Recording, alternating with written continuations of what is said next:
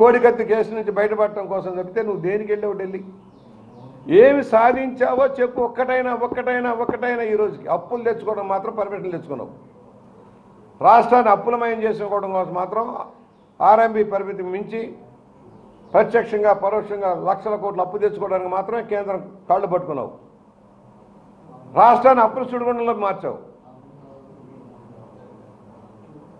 ఇవాళ ప్రతిపక్షాల మీద నిన్న 4.5 ఏళ్ళు అధికారంలో ఉండి అధికారం కోల్పోయే ముందు ప్రతిపక్షాల మీద పోలవరానికి ప్రతిపక్షమా, రాజధానికి ప్రతిపక్షమా, స్టీల్ ప్లాంట్ ప్రైవేటీకరణకి ప్రతిపక్షమా? నువ్వేమో వేల కోట్లు దోచుకోవడం కోసం అదాని వాళ్ళతోటి చేతులు కలిపి రాష్ట్ర పోర్టులని అలకప్ప చెబుతావు. గంగవరం పోర్టు దగ్గర నుంచి కృష్ణపట్నం దగ్గర నుంచి అదానికి కట్టబెట్టావు. రాష్ట్ర ప్రయోజనాలు తాకట్టు పెడతా ఉన్నావు. ప్రతి దాంట్లో లంచం లేనిదే గడవట్లేదు జగన్మోహన్ రెడ్డి. కట్టుకుపోతాడా రేపు? 6 అడుగులు గొయ్యే కదా ఆయనకైనా మాకైనా ఎవరికైనా 6 అడుగులు గొయ్యే. పాపం మరి ఈ 6 అడుగుల గోతులో ఎన్ని లక్షల కోట్లు కుమ్మరించుకుపోతాడో మనకు తెలియట్లా. దాని ఉలికిపాటు, వ్యక్తిగత విమర్శలు, సోషల్ మీడియా. ఎంత కర్మ అండి! నీ సొంత చెల్లెలు, మీ అమ్మ కడుపును పుట్టిన బిడ్డని అసహ్యంగా నువ్వు సోషల్ మీడియాలో చిత్రిస్తున్నావు. క్యారెక్టర్ అసాసినేట్ చేస్తా ఉన్నావు. తల్లిని చెల్లిని కూడా గౌరవించలేని దౌర్భాగ్యుడు ఈ ముఖ్యమంత్రి. ప్రజల్ని ఏం గౌరవిస్తాడు? మహిళల్ని ఏం గౌరవిస్తాడు? రాష్ట్రంలో పౌరాకుల్ని ఏం గౌరవిస్తాడు? శాడిజం. లేకపోతే అన్నా క్యాంటీన్లు మూసేస్తాడా? ప్రజావేద కూల్చేస్తాడా?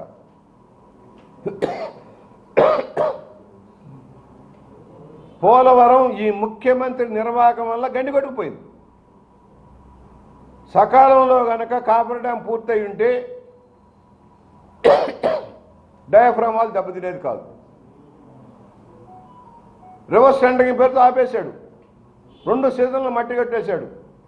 3వ సీజన్లో వచ్చిన వరదకి డయాఫ్రామ్ వాల్ కాపర్ డ్యాం దెబ్బతిన్నాయి.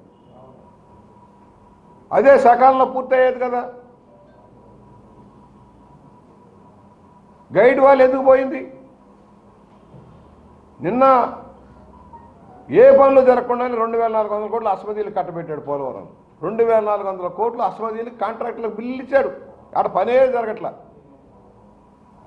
పవర్ ప్రాజెక్టు పని నడవట్లేదు, స్పిల్వే పని నడవట్లేదు, డయాఫ్రామ్ వాల్ పని నడవట్లేదు, కాపర్ డ్యామ్ పని నడవట్లేదు.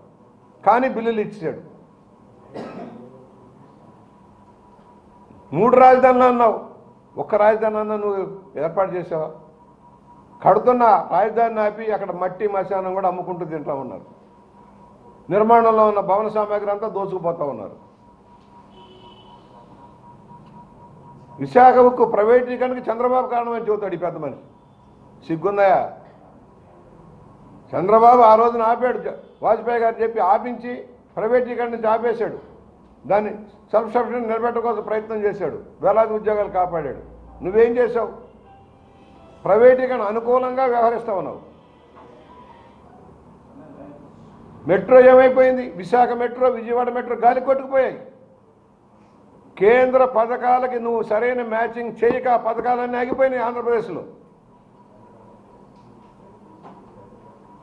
16 మెడికల్ కాలేజీ, నన్ను ఎంపీ గారు 16 మెడికల్ కాలేజీలు కడుతున్నామని, 3టికే అనుమతి వచ్చిందని. పక్కన తెలంగాణలో 16 మెడికల్ కాలేజీ కట్టేసి ఓపెన్ చేశారు. ఇక్కడ సిగ్గు లేక ఇంకా 3 మెడికల్ కాలేజీకి సిబ్బందిని నియామకాలు కాలా. ఇంకా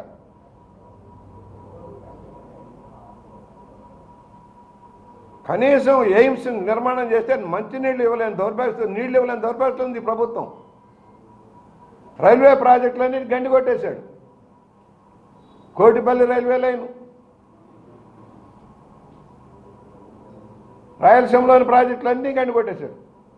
నేషనల్ హైవేకి భూమి సేకరణగా ఆగిపోయినాయి. ఇది ప్రభుత్వ నిర్వాహకం. వీళ్ళకి ఎందుకు ఓట్లు వేయాలి? ఏం చేశారు? నీ దళితులకి మోసం, బలహీన వర్గాలకు మోసం. ఒక ఆదరణ పనిముట్లు ఇచ్చావా? ఒక సెల్ఫ్ ఫైనాన్స్ లోన్ ఇచ్చావా? స్టడీ సర్కిల్కి డబ్బులు ఇచ్చావా? ఉద్యోగ నియామకాలు చేశావా? నిరుద్యోగ యువతకు దగా చేశావు. వాలంటీర్లను పెట్టి నా ఉద్యోగాలు ఇచ్చానంటావు. వాలంటీర్లు నీ కార్యకర్తలు నువ్వే చెప్పావు నన్ను మన వాళ్ళేనని.